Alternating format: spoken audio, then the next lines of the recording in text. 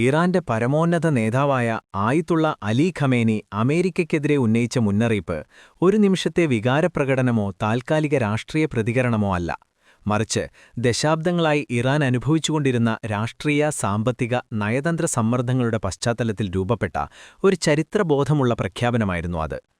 ഉപരോധങ്ങൾ, ഭീഷണികൾ, ഭരണമാറ്റ ശ്രമങ്ങൾ, ആഭ്യന്തര അസ്ഥിരത വളർത്താനുള്ള ഇടപെടലുകൾ ഇവയൊക്കെയായി നീണ്ടുനിൽക്കുന്ന അമേരിക്കൻ സമീപനത്തോടുള്ള സമഗ്രമായ പ്രതികരണമായാണ് ഖമേനിയുടെ വാക്കുകൾ വിലയിരുത്തപ്പെടുന്നത്. ഒരു രാഷ്ട്രത്തിന്റെ സ്വത്വത്തെയും ആത്മാഭിമാനത്തെയും ചോദ്യം ചെയ്യുന്ന ശക്തികളോട് തുറന്നുവെച്ചുള്ള മുന്നറിയിപ്പായി അത് മാറുന്നു.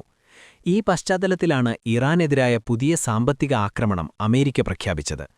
ഡൊണാൾഡ് ട്രംപ് ഭരണകൂടം ഇറാനുമായി വ്യാപാരം നടത്തുന്ന ഏതൊരു രാജ്യത്തിനും 25% അധിക തീരുവ ചുമത്തുമെന്ന് പ്രഖ്യാപിച്ചു. ഇറാനെ മാത്രം ലക്ഷ്യമിടുന്ന ഈ നടപടി യാഥാർത്ഥ്യത്തിൽ ആഗോള വ്യാപാര ബന്ധങ്ങളെയും സ്വതന്ത്ര രാജ്യങ്ങളുടെ സാമ്പത്തിക തീരുമാനങ്ങളെയും നേരിട്ട് ബാധിക്കുന്ന ഒന്നാണ്.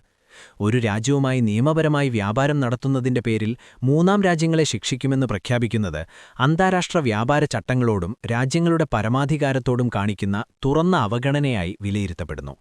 ഈ 25% തീരുവ വർധനവ് ഭരണപരമായ തലങ്ങളിലെ സമ്മർദ്ദങ്ങൾക്കപ്പുറം ഇറാനിലെ സാധാരണ ജനങ്ങളുടെ ദൈനംദിന ജീവിതത്തെയാണ് സങ്കീർണമാക്കുന്നത്. എണ്ണ, ഭക്ഷ്യവസ്തുക്കൾ, മരുന്നുകൾ, വ്യാവസായിക അസംസ്കൃത വസ്തുക്കൾ എന്നിവയുടെ ഇറക്കുമതിയിലും വ്യാപാരത്തിലും ഉണ്ടാകുന്ന കുറവ് സാധാരണക്കാരുടെ ജീവിത സാഹചര്യങ്ങളെ നേരിട്ട് ബാധിക്കുന്ന ഒന്നാകും എന്നാണ് വിലയിരുത്തൽ. അന്താരാഷ്ട്ര തലത്തിൽ ഉയർത്തിപ്പിടിക്കപ്പെടുന്ന മനുഷ്യാവകാശ തത്വങ്ങളും അതേസമയം ജനതയുടെ ഉപജീവനത്തെ പ്രയാസപ്പെടുത്തുന്ന സാമ്പത്തിക നടപടികളും തമ്മിലുള്ള വലിയൊരു വൈരുദ്ധ്യമാണ് ഇവിടെ പ്രകടമാകുന്നത്. മാനുഷിക പരിഗണനകൾക്ക് മുൻതൂക്കം നൽകേണ്ടുന്ന ഇത്തരം സാഹചര്യങ്ങളിൽ സാമ്പത്തിക ഉപരോധങ്ങൾ ജനജീവിതത്തിന് വലിയ വെല്ലുവിളിയായി മാറും എന്നാണ് റിപ്പോർട്ടുകൾ സൂചിപ്പിക്കുന്നത്. അതേസമയം ഇറാൻ സ്വന്തം രാഷ്ട്രീയ സ്വാതന്ത്ര്യവും സാംസ്കാരിക സ്വത്വവും സംരക്ഷിക്കാൻ നടത്തുന്ന പോരാട്ടം വെറും ഭരണകൂടത്തിന്റെ നിലനിൽപ്പിനായുള്ള ശ്രമമല്ല, അതൊരു ജനതയുടെ ചരിത്രപരമായ തീരുമാനത്തിന്റെ തുടർച്ചയാണ്. പുറം ശക്തികളുടെ ആജ്ഞകൾക്ക് കീഴടങ്ങാതെ സ്വന്തം വഴിയിൽ മുന്നേറാനുള്ള അവകാശം ഉറപ്പിക്കാൻ ഇറാൻ നടത്തുന്ന ശ്രമങ്ങൾ ഭീഷണികളുടെയും ഉപരോധങ്ങളുടെയും മുന്നിൽ പിന്മാറില്ലെന്ന ശക്തമായ സന്ദേശമാണ് ലോകത്തോട് നൽകുന്നത്. ഈ സാഹചര്യത്തിൽ പോലും ആഭ്യന്തര ശേഷികളിൽ ആശ്രയിച്ചു മുന്നേറാൻ ശ്രമിക്കുന്ന ഇറാന്റെ നിലപാട് അതിന്റെ ദേശീയ ആത്മവിശ്വാസത്തിന്റെ പ്രതിഫലനമാണ്. 1979 ഇസ്ലാമിക വിപ്ലവത്തിനു ശേഷം മുതൽ അമേരിക്ക ഇറാനെ ശത്രുവായി ചിത്രീകരിച്ചിരുന്നു. ഭരണമാറ്റമെന്ന ലക്ഷ്യം തുറന്നു പറയാൻ മടിക്കുന്നു എന്ന അവകാശവാദങ്ങൾക്കിടയിലും ഉപരോധങ്ങളും തീരുവകളും രാഷ്ട്രീയ ഭീഷണികളും വഴി അതേ ലക്ഷ്യത്തിലേക്കാണ് അമേരിക്ക നീങ്ങുന്നതെന്ന വിമർശനം ശക്തമാണ്.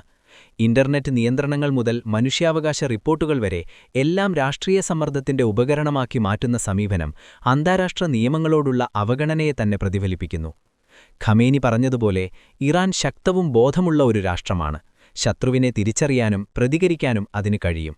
ഈ വാക്കുകൾ വെല്ലുവിളികളോടുള്ള വെറും പ്രതികരണമല്ല, മറിച്ച് സാമ്പത്തിക ഉപരോധങ്ങളും തീരുവ ഭീഷണികളും ഉൾപ്പെടുന്ന സാമ്രാജ്യത്വ സമ്മർദ്ദങ്ങൾക്കെതിരായ ഒരു ഉറച്ച പ്രഖ്യാപനമാണ്. ലോകം ഇന്ന് ചോദിക്കേണ്ടത് ഒരു സാധാരണ നയതന്ത്ര ചോദ്യം മാത്രമല്ല, മറിച്ച് ആഗോളക്രമത്തിന്റെ നൈതിക അടിസ്ഥാനം തന്നെ വെല്ലുവിളിക്കുന്ന ഒരു ചോദ്യം തന്നെയാണ്. അമേരിക്ക എന്ന രാജ്യം സ്വതന്ത്ര രാജ്യങ്ങളുടെ സാമ്പത്തികവും രാഷ്ട്രീയവുമായ തീരുമാനങ്ങളെ അംഗീകരിക്കാൻ ഒരിക്കലും തയ്യാറാകുമോ? അതോ ശിക്ഷയും ഭീഷണിയും ഉപരോധവും മാത്രമാണ് അതിന്റെ സ്ഥിരം വിദേശനയം എന്ന നിലപാട് തുടരുകയാണോ? ജനാധിപത്യം, മനുഷ്യാവകാശം, നിയമവാഴ്ച തുടങ്ങിയ വാക്കുകൾ പ്രസംഗവേദികളിൽ മുഴക്കുന്ന അമേരിക്ക യാഥാർത്ഥ്യത്തിൽ അവയെ കാലിനടിയിൽ തള്ളിക്കൊണ്ട് സാമ്രാജ്യത്വ അഹങ്കാരത്തോടെ ലോകത്തെ നിയന്ത്രിക്കാൻ ശ്രമിക്കുന്നതല്ലേ എന്ന ചോദ്യം ഇന്നൊഴിവാക്കാനാവില്ല. ഉപരോധങ്ങളിലൂടെ ജനജീവിതം തകർക്കുകയും തീരുവകളിലൂടെ രാജ്യങ്ങളെ സാമ്പത്തികമായി ശ്വാസം മുട്ടിക്കുകയും സൈനിക ഭീഷണികളിലൂടെ ഭയം വിതറുകയും ചെയ്യുന്ന ഒരു ശക്തിക്ക് നൈതിക മേൽക്കോയ്മ അവകാശപ്പെടാൻ എന്തവകാശമാണുള്ളത്? ഞങ്ങളോടൊപ്പം നിന്നില്ലെങ്കിൽ നിങ്ങൾ ശത്രുവാണ് എന്ന അമേരിക്കൻ യുക്തിയെ ചോദ്യം ചെയ്യുകയാണിതിലൂടെ. ഇന്ന് ഇറാനെ ലക്ഷ്യമിടുന്ന ശിക്ഷാ നടപടികൾ നാളെ മറ്റേതെങ്കിലും സ്വതന്ത്ര രാജ്യത്തെ ലക്ഷ്യമിടുമെന്ന സത്യമാണ് ലോകം മനസ്സിലാക്കേണ്ടത്.